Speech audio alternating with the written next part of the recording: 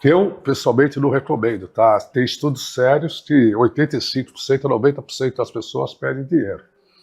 Mas para minimizar isso, tem algumas estratégias, ferramentas. Uma delas é ter a disciplina e um bom controle de risco. Mas o que eu cobro muito aqui, sempre cobrei a tesouraria, é média de lucro, média de prejuízo.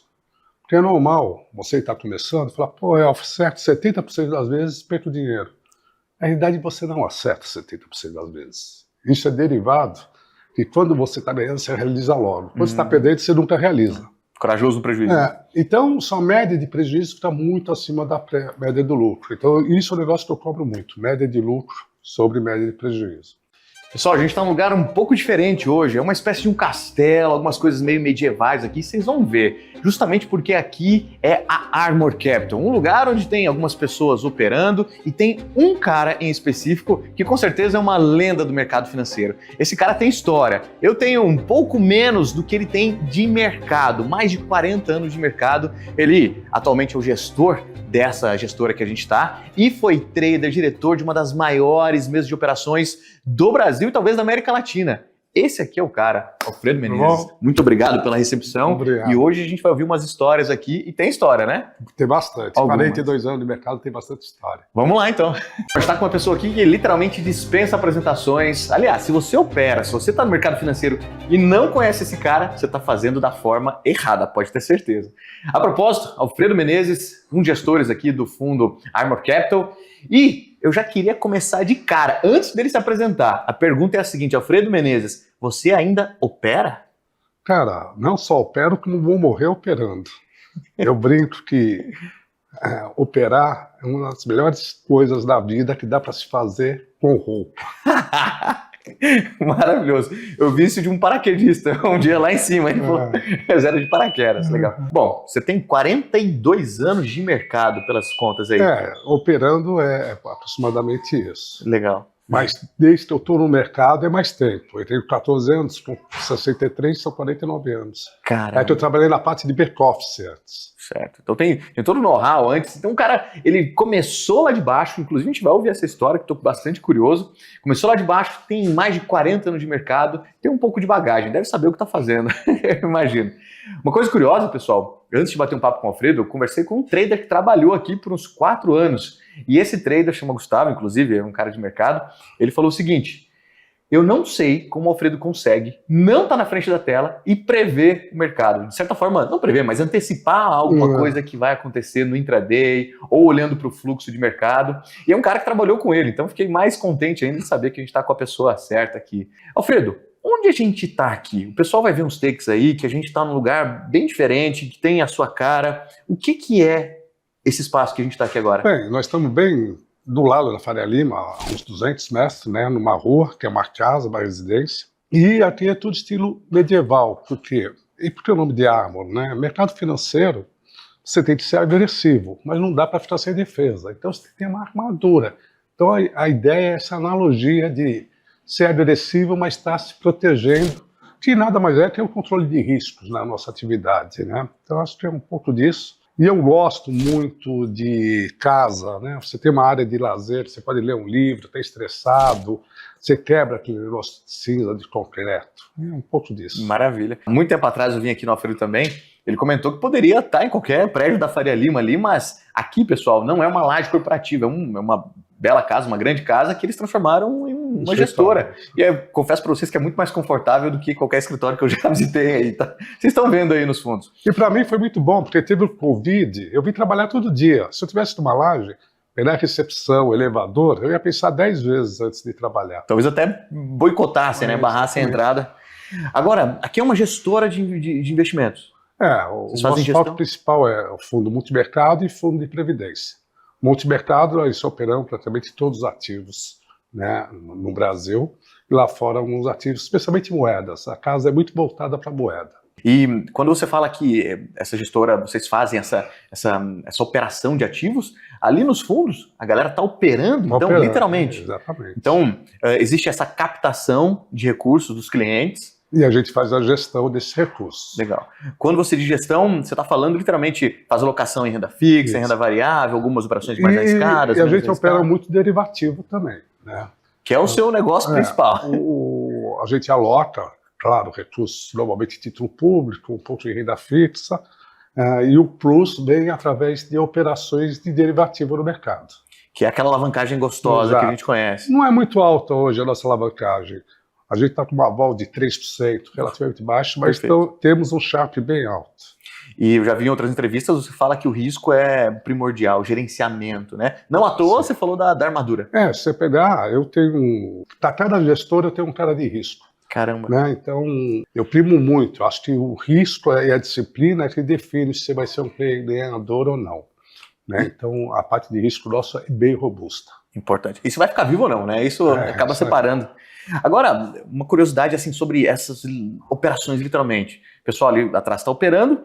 Como funciona essa tomada de decisão? É algo meio que coletivo? Vocês sentam e definem onde serão essas alocações, ou onde serão essas operações? Ou o Alfredo opera, ou o outro trader opera de forma independente? Nós temos, na verdade, dois modelos. Um que é coletivo, vai ser uma reunião todo dia de manhã de caixa, e uma vez por semana, uma mais intensa discutindo variáveis. Então, a gente tem um comitê de investimento, que é o colegiado que define o que nós vamos fazer ou não. E cada gestor também tem o seu limite discricionário. Aí, dentro dos ativos que está elencado, ele pode operar qualquer um. Né? Então, e aí o limite total do fundo é um só. O colegiado tem prioridade. O que estiver sobrando do colegiado vai para o discricionário para cada gestor. Legal, então acaba tendo essa divisão. Isso. Então vamos tentar desenhar um modelo aqui. O colegiado, entendemos, agora vindo para o cara que está operando de forma autônoma, mas meio solitário ali dentro. Obviamente baseado nessa decisão do colegiado. Esse cara, ele tem um valor, e aí diante desse valor, ele tem os ativos que ele pode operar. Exato. Então pode ser dólar futuro, índice futuro, moeda, euro...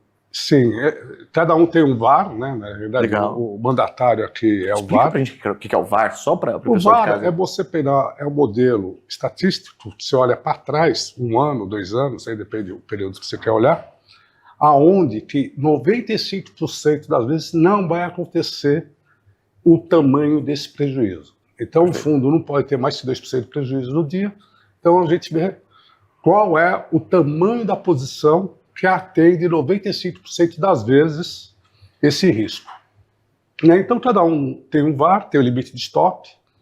Uma coisa que a gente tem aqui, o stop, ele é móvel, ou em outras palavras, se o gestor ganhou no 1 milhão, ele devolveu 20%, ficou 800 mil, está positivo, mesmo assim ele é estopado em 20%. Você vai fazendo para não ter risco do gestor devolver. Isso é legal o que ele está falando, pessoal, até para você que pretende operar ou já é um trader autônomo. Se você fez um dinheiro no dia e voltou para o 0 a 0, isso é inaceitável, você perdeu o dinheiro. Não, estou no 0 a 0. Não, você devolveu o que você tinha feito no dia. Exatamente. Então, você está tendo um prejuízo, literalmente. E isso é o que existe aqui dentro de um fundo, de uma gestora. Gerenciamento de risco talvez seja uma das coisas que a gente mais vai ouvir. Eu acho que é primordial. Fundamental, né? Eu mesmo, quando eu tinha um family office, que era só dinheiro meu praticamente, eu tinha um cara de risco comigo. Isso é uma história legal que eu vi uma vez você comentando. O Alfredo tinha um lugar que era só o seu patrimônio, operando ali dentro. E certa vez você falou que tinha um stop diário e que tinha uma pessoa só para te controlar, só para te estopar. Exatamente, tinha um cara só para me controlar. Um menino só controlando full time. E aí, pessoal, olha a importância. Porque todo trader, o fator emocional é que arrebenta ele. Então você tem um cara, você fala, a regra é essa, tem que cumprir, você se cobra a não se desrespeitar. Então acho que isso ajuda. Porque normalmente quando você sozinho, nisso eu stop, você fala, não, vou deixar, você acaba sendo roubado pela emoção. Então acho que isso é importante, sim. Às vezes você não acordou bem, né? Brigou em casa, tem uma série de fatores. Aí tem aquela coisa, o mercado está errado, eu estou certo. E o mercado nunca está errado, a verdade é essa. Já perguntaram para mim assim, Luan, qual que é o preço justo do dólar? O preço que está negociando, né? Exato. Pelas variáveis que o mercado conhece, você pode ter um preço certo. Qual é o dólar que estabiliza a conta corrente em 2,5 de déficit? Isso você pode ter. Perfeito. Né? Agora, depende muito das moedas lá fora também. Não dá para você projetar, eu sei que é 160, tá bom. É 160 se o DXY não mudar, se o termos de troca não mudar. São várias itens que afetam o preço da moeda, né? Não é um só. Sem dúvida. O Alfredo tem 42 anos de mercado e quando ele operava esse patrimônio, ele falou que tinha uma pessoa só com essa função de fazer essa zeragem. Aí eu pergunto para você que está operando em casa, sozinho, quer bater no peito e você falar que é o fodão? Acho que não, né? Acho que é importante ter ferramentas de gestão, né? Exato, é muito importante. Agora, voltando sobre esses traders que estão ali dentro e sobre você também, Alfredo. Esses caras estão operando ativamente, então? Ativamente. Vocês fazem essa aqui reunião? Aqui é um fundo de... Muito mais, eu chamo que aqui a gestora é macro trader. Né? A gente opera muito mais curto prazo, olhando para uma semana, no máximo um mês, que a gente acha o seguinte, a probabilidade de você acertar o cenário de uma semana é muito maior do que você acertar para o final do ano. Isso em juros e câmbio, né? O bolsa nem sempre é verdade. Então a gente prefere gerar vários alfas, e se errar você entrega um pouco, mas você tem várias oportunidades de recuperar, do que tentar acertar quanto vai estar o índice no final do ano. Curto prazo é menos variáveis, né? Menos variáveis. Você acaba trabalhando mais, porque você tem vários dados micro que você tem que prestar atenção. Ruídos pra caramba, né? Mas eu acho que é muito mais fácil. Agora, você foi gestor, foi tesoureiro de um grande banco, Bradesco, um dos maiores bancos do Brasil, sim, talvez da América Latina aqui. Como que era a sua vida lá dentro? Você era um dos traders da tesouraria? Era uma das pessoas que compunha a tesouraria? Você era o diretor? O que você fazia? Eu fui o tesoureiro, né, o diretor da tesouraria, depois eu subi para o board. Que aí a tesouraria continuou comigo, mas aí peguei mais áreas, área econômica, a mesa de corporate, peguei um monte de área, né? Mas eu ficava no dia a dia na tesouraria, sim, operando. E aí, era algo parecido com o que você tem aqui hoje? Você tinha essa reunião de colegiado, essa decisão economista? Temos de reunião de colegiado diária, tinha, a reunião semanal também tinha, e tinha vários consultores econômicos, né? Então a gente também tinha 2 ou 3 reuniões por mês com consultoria econômica externa. Mas é muito diferente uma gestora de uma tesouraria. A tesouraria, você tem que acertar o cenário, não importa se é o resultado de hoje, de amanhã, não importa o resultado de curtinho prazo, você tem que acertar o cenário. Fundo, não. Se você errar um momento, por mais que você acerte o cenário, você vai ter cota negativa, que é transparente, você toma saque. Então, o gestor, além de acertar o cenário, ele tem que acertar o momento de montar a posição. Então, acaba sendo bem mais difícil que tesouraria. Além de que, numa tesouraria de banco, você tem uma estrutura enorme. Eu tinha economista que entendia só de China, economista só de Europa, outro só de inflação, outro só de moeda, outro só de... Aqui não, aqui é 2 economistas para trabalhar e todo mundo fazendo. Literalmente. E acho que o gestor também tem que ser, entre aspas, aqui meio político. Você tem que, de certa forma, explicar esse cenário, trazer as pessoas para próximo. Sim, você tem um cliente, né? Eu acho que é importante muito, qualquer trader ou mesmo gestor ou tesoureiro, você ter um network bom. Importante. Né? Se você é muito bom em câmbio e é ruim de juros, você tem que ter um cara que você faça uma troca, um cara que seja muito bom de juros, para ele te ajudar nos juros e você ajudar ele no câmbio. Então esse network é importante para você evoluir profissionalmente. Né? E agora eu gosto de uma parte operacional. Né? Eu tento ler o fluxo, eu falo que eu tento porque perto dele aqui fica difícil falar que eu leio o fluxo. Mas lá na tesouraria eu já ouvi centenas de histórias sobre momentos em que o Alfredo falava o seguinte: cheguei mercado. Você apregoava lote na tela. Sim, era um mercado bem diferente do que é hoje. Outro cenário. Você não tinha tanto robô, investidor estrangeiro era bem menor. E eu estava na tesouraria, onde era um dos maiores bancos que fechavam trade finance, ou seja, exportação e importação. E essa é uma vantagem enorme que o institucional tem numa física. Ele está vendo o fluxo real da economia. Então, se ele sabe que tem um cliente fechando uma entrada de 200 milhões, ele vai vender 200 milhões.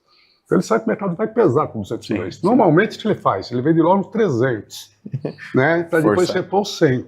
Então, o institucional, ele acaba tendo essa vantagem de ver o fluxo, e eu me aproveitava disso. Né? Ele é o fluxo. Lote grande, porque... E aí sempre tem aquela vaidade, né? O cara, vou tomar, vou ferrar. Não, isso ajudar. Engraçado, você vai vendendo aos poucos, você não conseguia vender. Você pia lote grande, você conseguia vender na Aparecia. época. E quando a gente fala grande aqui, só pra gente dar uma ideia pro pessoal que tá em casa, grande assim, quanto? Você chegava falando... Você tinha na época, tinha oferta firme. A privação era 250 milhões de dólares, 5 mil lotes do dólar grande. Seriam 25 mil lotes no mini hoje. Então, chegava o Alfredo Menezes no mercado, apregoava no livro de ofertas que estão vendo no Superdom aí, colocava 5 mil lotes do cheio, provavelmente sabiam que era você, de propósito, Sabia, né? não, mas eu também era queria uma que estratégia soubesse. sua. Você queria que soubesse. Queria. Porque você tem mais pontas para atuar, né? E além do mais, naquela época o mercado era muito da lei do mais forte, né? Então o Nero ia sempre se testar, então você tinha essa vantagem de pôr lote grande. E tinha um ponto de vaidade, era moleque, né? Você pensa, pô, hoje não faria mais, mas, pô, moleque. Porque você tinha 5 mil e se tomassem, você podia renovar. Eu tinha mais 5 mil, tinha normalmente. Mais 5. Normalmente, quando eu oferta firme, eu tinha lote para fazer. Era gostoso, Alfredo, você peitar assim, às Era vezes? muito bom, porque era bom e era divertido até. Né? E geramos um resultado muito bom no banco na época. Eu imagino. Dessa operação. Bom, não à toa você virou referência quando a gente fala de mercados futuros, em especial de dólar, né? Moeda é nosso forte. E eu fazia muito cross, né? Às vezes o cara fala, puta... O cross, o que é o... Tô vendido em dólar aqui no Brasil, ou seja, comprado em real, para ficar claro. Ok. Só que eu faço o hedge de outra moeda, peso mexicano. Uhum. Então eu pego a moeda com maior correlação, se eu sei que tem um fluxo pontual, também tem um fluxo pontual, né, eu faço meio casado. Eu vendo o dólar aqui e compro o peso mexicano lá. Então eu faço o hedge para não correr o risco. Aí eu só corro o risco da mudança de paridade. Então é só o fluxo que faz efeito. Caramba. Pessoal, são estratégias que, para a pessoa física, isso seria algo impensável. Hoje e também, principalmente lá atrás. Mas isso era o dia a dia de vocês, né? Tinha que fazer. É o dia a dia de hoje também. É o dia a dia de hoje. Bacana. A gente comentou sobre essa tesouraria. Você, lá na tesouraria, você tinha vários traders operando para você. Você montava uma estratégia e pedia para eles fazerem essa execução? Na verdade, eu era tesoureiro, então a posição proprietária maior era colegiado, mas a decisão final era minha. Mas cada trader também tinha um limite pequeno de VaR, mas tinha para correr risco. Só que lá o cara só podia correr risco ou de câmbio ou de juros, não poderia de vários ativos, né? Então cada um dos traders tinha, e era remunerado em função dos resultados. Performance. Quando a gente fala, você falou assim, operava grande, você falou de uma operação de 5 mil contratos, mas tinha um limite ali que vocês alavancavam? Tinha um limite de VaR. Lembra de um número assim, só pra gente ter uma ideia? Não vou lembrar, mas era grande, mas proporcionalmente eu fui tesoureiro do BCN. No BCN, proporcionalmente, era bem mais alavancado que o Bradesco. O risco fica mais em cima, né? E agora, Alfredo, você tá... Quando a gente compara qualquer coisa com o Bradesco, essa outra coisa fica menor. Sim. Aqui dentro, você vê uma diferença muito grande em relação à parte operacional? Você fala, pô, você estava lá na tesouraria com um monte de gente, com várias pontas, e hoje em dia, qual que é essa dificuldade de mercado? Obviamente são outros mercados, né? Mas...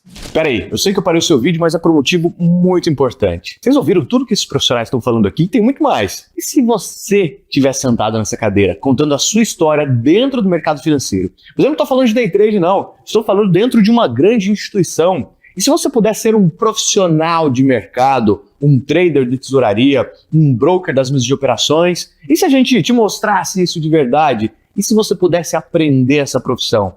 Você toparia? Pensa nisso. Aqui embaixo tem um formulário, eu quero ver você preenchendo ele enquanto você assiste o vídeo, porque vai vir coisa muito interessante por aí. Espera.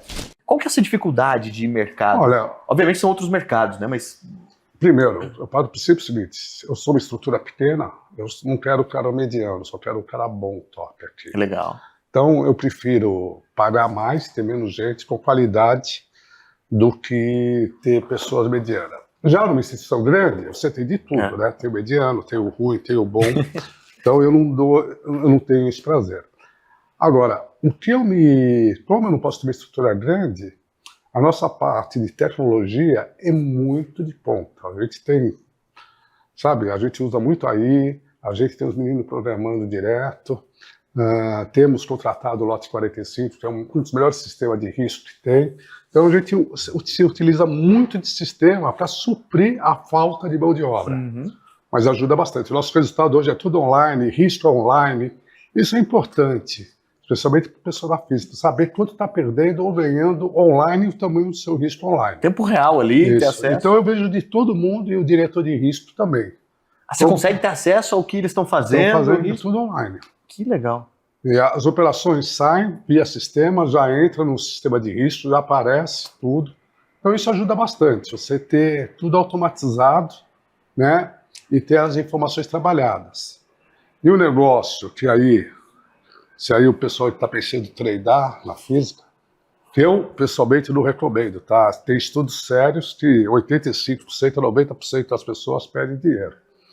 Mas para minimizar isso, tem algumas estratégias, ferramentas. Uma delas é ter a disciplina e um bom controle de risco. Mas o que eu cobro muito aqui, sempre que eu ganho a tesouraria, é média de lucro, média de prejuízo. Porque é normal você estar começando e falar, pô, eu acerto 70% das vezes, perco dinheiro. Na realidade, você não acerta 70% das vezes. Isso é derivado que quando você está ganhando, você realiza logo. Quando você está perdendo, você nunca realiza. Corajoso no prejuízo. Então, sua média de prejuízo está muito acima da média do lucro. Então, isso é um negócio que eu cobro muito. Média de lucro sobre média de prejuízo. E esses traders que estão operando aqui também, você comentou que tem acesso a esses resultados. A performance deles também vai influenciar, por exemplo, no resultado financeiro dele no final do mês? Vai. Então, eles são... É semestral. O variável é semestral que a gente paga. Legal. Ele leva um percentual do que ele produz.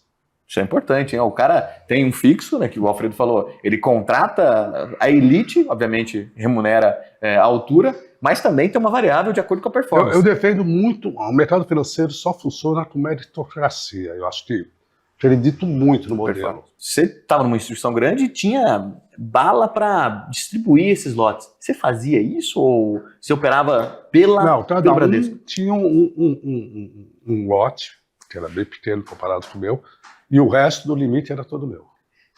Caramba. Mas aí você executava, aparecia o Bradesco lá na tela, ou não? Ou a gente nunca, normalmente se usava sempre corretoras independentes para operar. E o Bradesco também. O Bradesco era o maior volume, a questão da Bradesco, mas se usava demais também.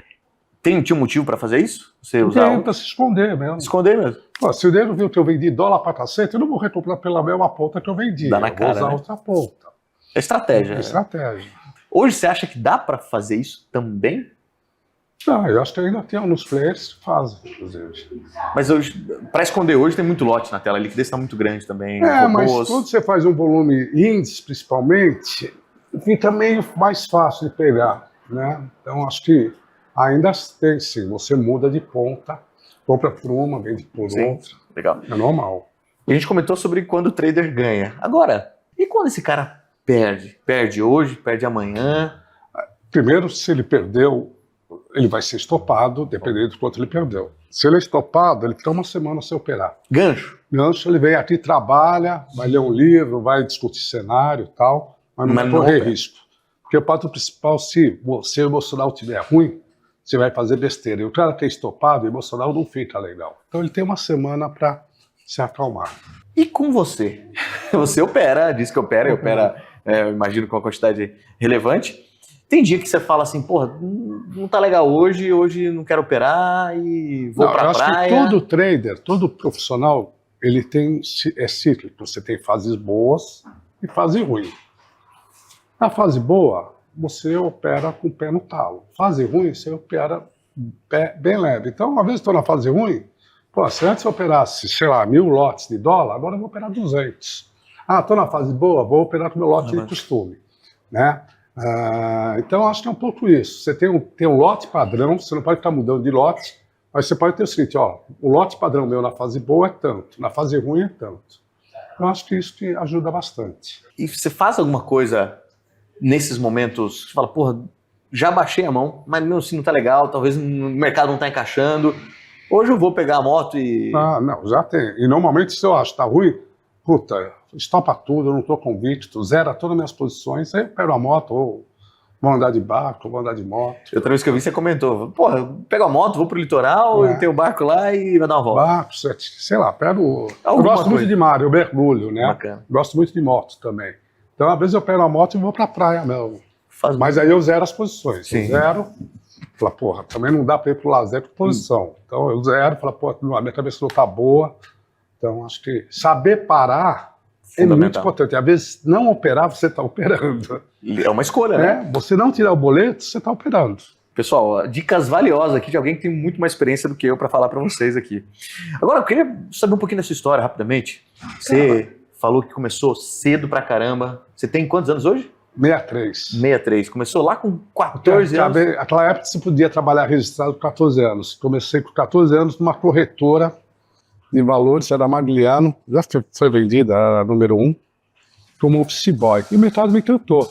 Aí eu trabalhei como office boy, fui ser o back-office do Banco Auxiliar, depois entrei no BCN. E no BCN subi muito rápido. No Auxiliar, inclusive, eu trabalhava no back-office, eu falei, pô, os caras da mesa vêm pra cacete. Quero ir pra mesa. Sim. Aí eu falei pro meu chefe, pô, quero ir pra mesa. Ele falou, você tá louco? Você é feio, pobre e fanho. Nunca você vai conseguir ir pra mesa. Era outros tempos. Mas foi isso. E naquela época também pra mesa só ia quem era indicado, era outro. Isso aí eu tô falando da década de 70, acho que era 77, 78. Tinha que ter um sobrenome forte. Né? Tem que ter parente, tem que ter indicação. Era outra coisa.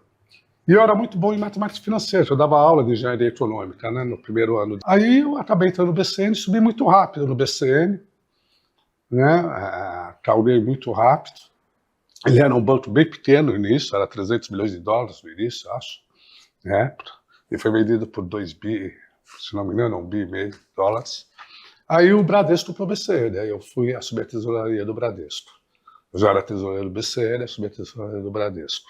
Foi isso. E quanto tempo lá no Bradesco, mais ou menos? Eu fiquei 15 anos no BCN e 15 no Bradesco, mais ou menos. Caramba! 30 anos só de bancões. Deu pra ver algumas coisas aí. Pegou algumas crises meio malucas? Peguei, acho que... peguei várias. Né? Imagina. Mas acho que o que foi mais desgastante foi a crise da Ásia e o plano Collor. Acho que foram as duas coisas que tiraram horas do sono, ficou sem dormir, trabalhando. Plano Collor, puta, veio tudo errado, toda hora saía uma medida, mudando. E a crise da Ásia era um momento que a gente não tinha ainda internet, como a gente tem hoje. A informação não chegava, né? A informação era difícil. Ainda mais de lá, né? Então você tinha delay do que estava acontecendo. Realmente a gente sofreu muito nessa época.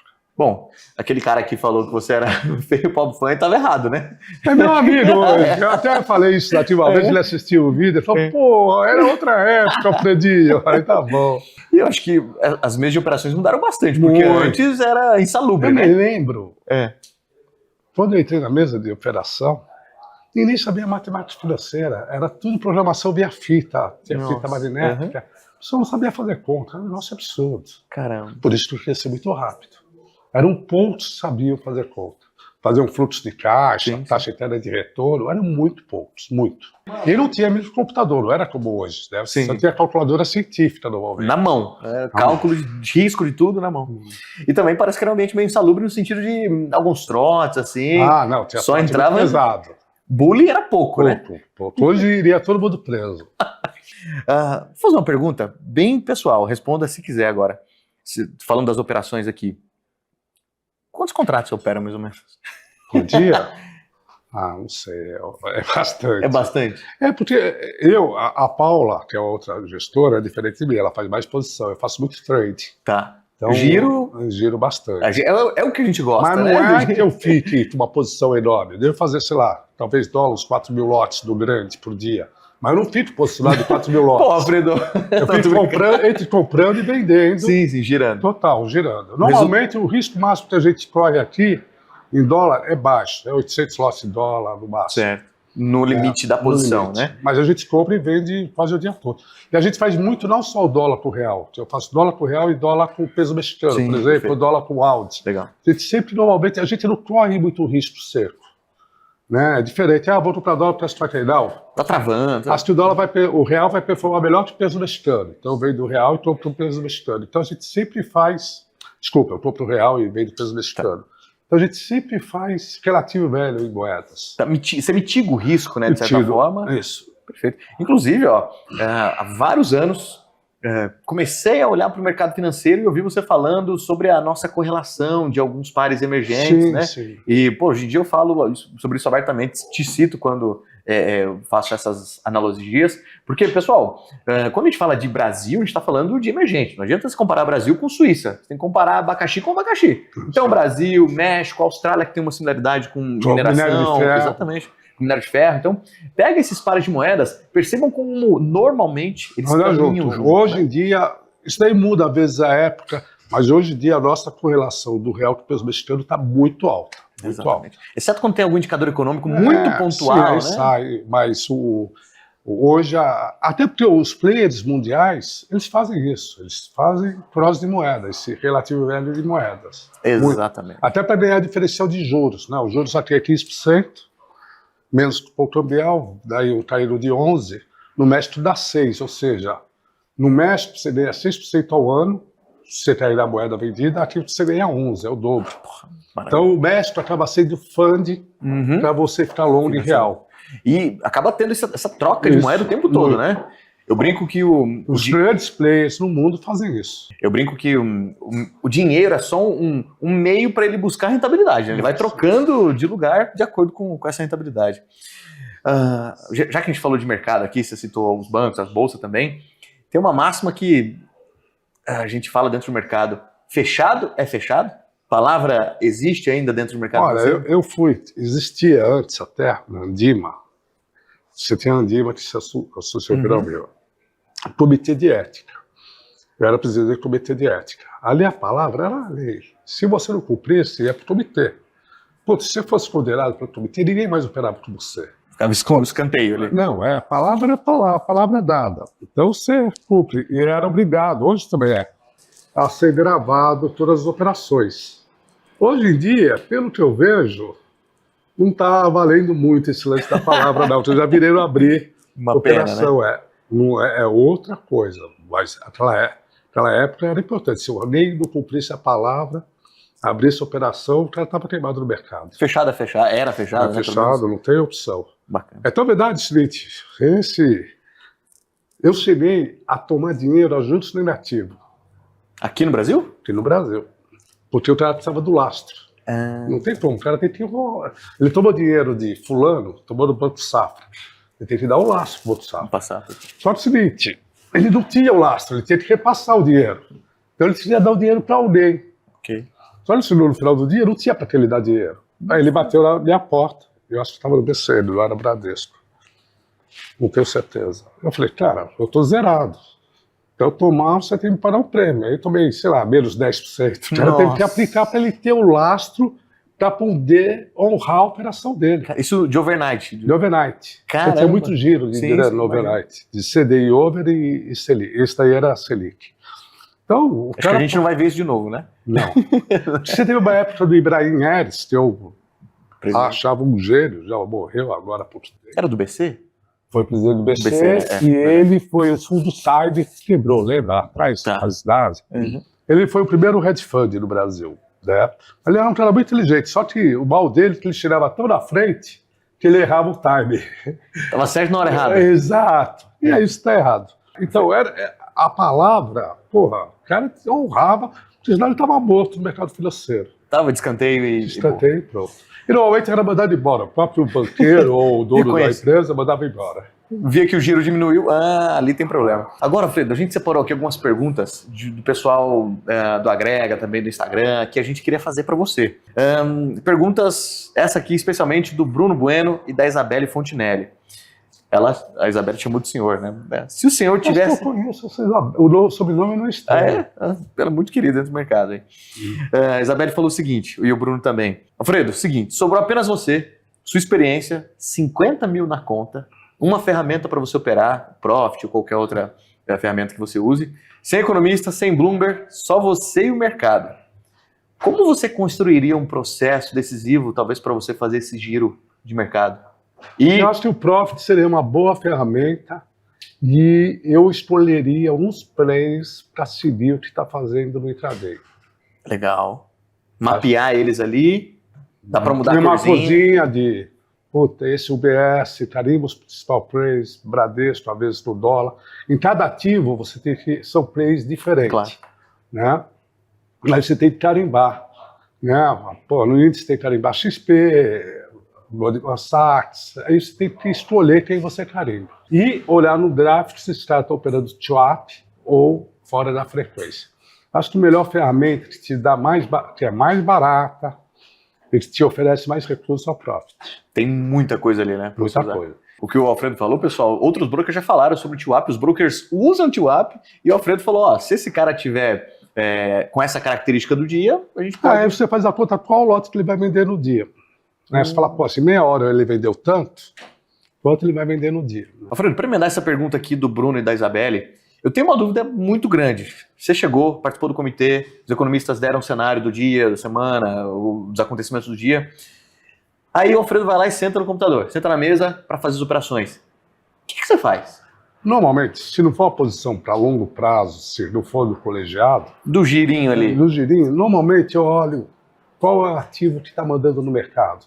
Normalmente é o S&P 500. Perfeito. Aí eu olho o seguinte, o S&P 500 está subindo, a bolsa aqui está caindo, a bolsa aqui está pesada. Aí olha, como está o dólar? Ah, o dólar está caindo também. Fala, puta, o dólar é vendedor. Então é normal eu fazer a operação, falar, pô, vendo um e vendo o outro. Legal. Então eu olho o seguinte, qual o mercado que está mandando, né? Uhum. Que às vezes é treasury, né? Sim, Às que vezes tá puxando. cada um, mas é onde os agentes estão olhando.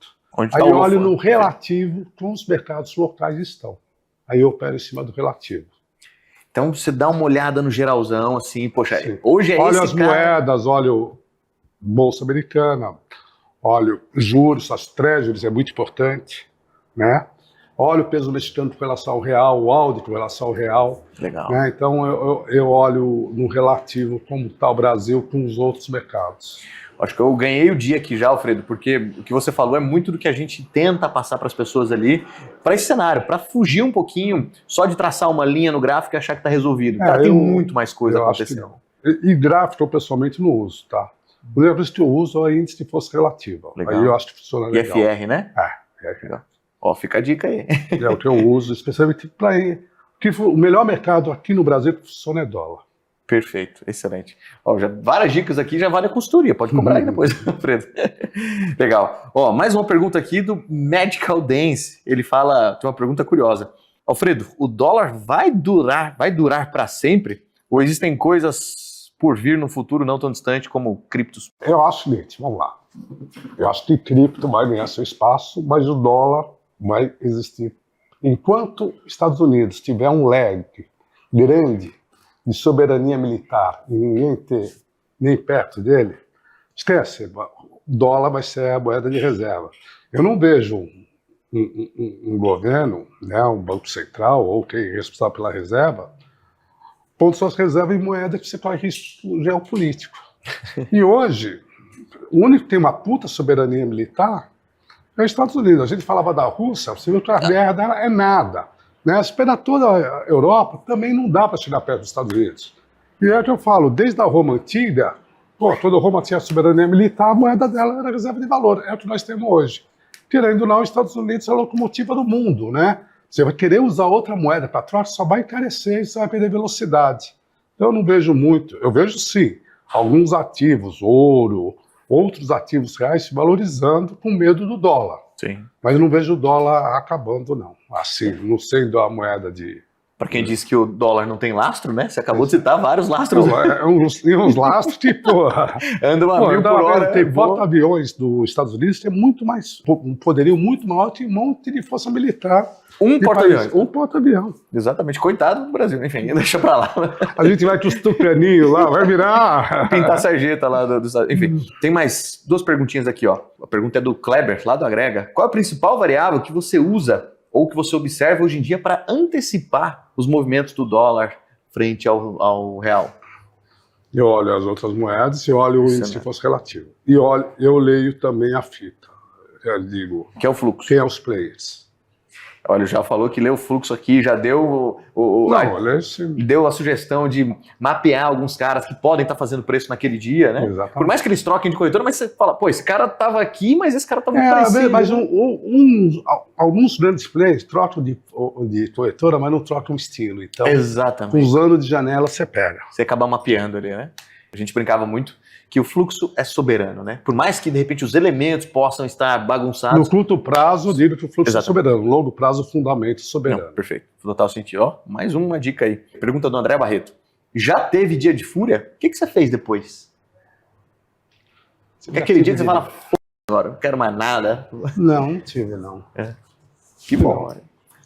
Já tive Autocontrole. dias muito ruins, mas não o dia, não quero mais saber de nada. Mete o pé, não. Controlado, hein? Gostei. Agora, pra gente encerrar. Imagina que quem tá te assistindo ali gostou do que a gente falou aqui, gostou que você remunera bem as pessoas que estão ao seu redor, você dá oportunidade para eles galgarem posições, se alavancarem cada vez mais, de acordo com a performance. Mas o que esse cara precisa fazer para sentar numa mesa de operações junto com o Alfredo, para poder operar e ter a possibilidade de gerir um pouquinho, de tradear esses valores? Vamos, primeiro que não é todo mundo que tem um perfil para correr risco. Eu me lembro que uma vez eu contratei um cara, era ITA, tinha doutorado, o cara era um gênio. Pô, mas por ele para operar, quando ele corria risco, ele passava mal, ficava vermelho, inchado e tal. Então, a primeira coisa, você tem que ver se você tem perfil para isso. Se não tiver perfil, não adianta você fazer um monte de coisa que você vai sentar lá e não vai conseguir fazer. Vira analista, né? Deixa isso aí. Eu gosto muito de engenheiro, por exemplo, porque para engenheiro, o cara tem o raciocínio lógico, você ensina fácil a economia. Um economista que não tem um puta raciocínio lógico, é difícil ensinar mercado financeiro. Então eu gosto muito do pessoal de exatas. Agora, quem quer calgar, precisa fazer CFA, tirar o CGA, precisa estudar para cacete. Não tem outro termo hoje em dia, né? E isso não quer dizer que é 100% de chance de sucesso. Né? É um negócio meio... Agora, no meu caso, era outro mercado, eu comecei ali do back-office, da ponta de mesa, né? Ou melhor, pior ainda, eu comecei como office boy, né? Mas hoje em dia, para você entrar, tentar pegar um programa de trainee, né? Hoje em dia, as gestoras estão muito menores, estão diminuindo. Então hoje você tem uma oferta grande de mão de obra. Sim. Né? O mercado está bem mais afetado. É difícil encontrar pessoas boas. Né? Então acho que é um momento que você tem que investir em conhecimento, cara. E acho que o mercado vai mudar muito daqui para frente com a AI. Acho que a inteligência artificial vai aumentar muito a eficiência e o profissional mediano não vai sobreviver. E se você não tem criatividade e não é bom de exatas, não escolhe o mercado financeiro para operar, que não é o caminho. E para o trader, Alfredo, você já comentou aqui que é avesso de acordo com as estatísticas. Vou te dar uma estatística aqui, não me entenda mal, mas eu estando dentro da corretora, a gente acaba tendo acesso a alguns dados também. Então o volume de traders PF é muito grande dentro da Genial Investimentos, e nós temos ali uma estatística interessante, muito melhor do que a divulgada por uma instituição famosa. Então, pela FGV, acho. Pela FGV. Isso acabou me deixando mais animado ainda. Mas eu fiz um levantamento, por exemplo, de quantas empresas sobrevivem até o 5º ano. Em torno de 80% das empresas quebram até o 5º ano.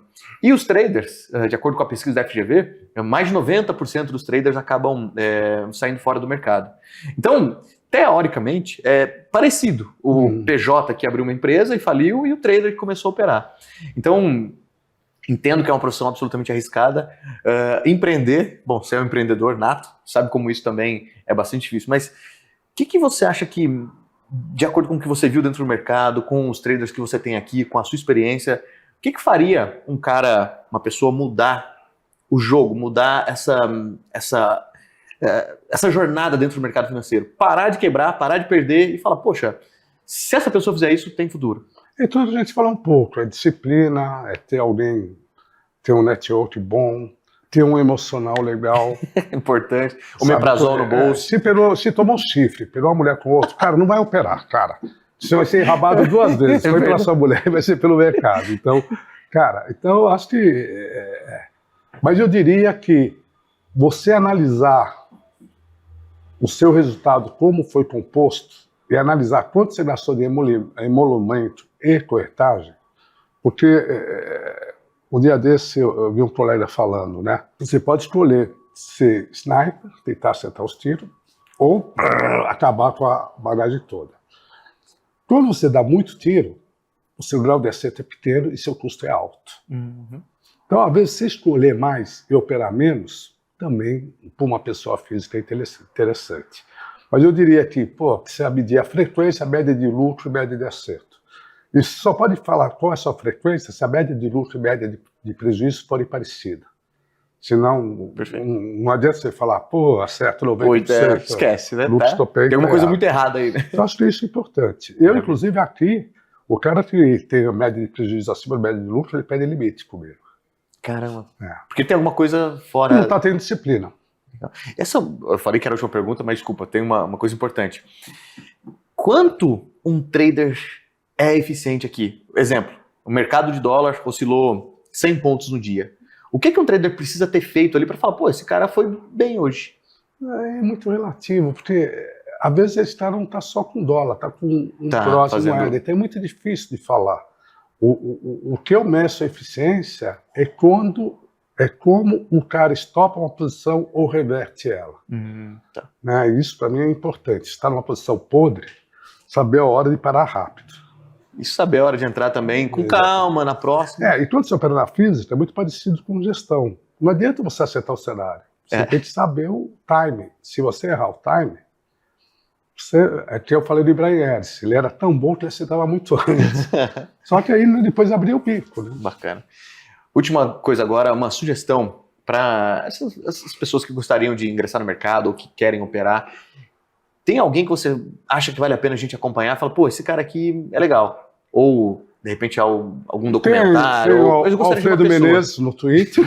Eu ia falar sobre isso aqui. Fim tweet do Alfredo aqui, pessoal. Alfredo Menezes no Twitter é o cara mais fera que você tem para acompanhar ele lá. Eu acho que tem muita gente bacana no Twitter, sim. Eu tenho medo de citar nome, sim, justo em não citar mais alguém. Né? Gosto muito do Mendonça de Barros. Né? Tem algumas pessoas que... Tem um que já se foi, o Celso Pastore, achava que era o melhor economista nosso, de boa visão. Né? Então, não sei o que dizer. Agora, se eu posso dar um recado, talvez o livro para iniciantes, A Tesoura de Zurich, seja interessante. Eu não concordo 100%, mas 85% ali é verdade. Então, acho que é importante a molecada ler. Um livro curtinho, gostoso de ler. Você lê um dia. Maravilha. Agora, pessoal, coloca aqui embaixo nos comentários o que vocês acharam disso e se tem alguma coisa que faltou a gente falar, coloca aqui que eu mando e-mail para a equipe do Alfredo, se ele puder depois, eu respondo. A gente acaba respondendo aqui dentro do YouTube. E agradecer bastante a recepção, todo mundo nos atenderam muito bem aqui dentro, conhecemos as estruturas aqui, deu para ter uma ideia do que é uma gestora, do que é um fundo de investimentos e espero que vocês tenham gostado também. Alfredo, sensacional.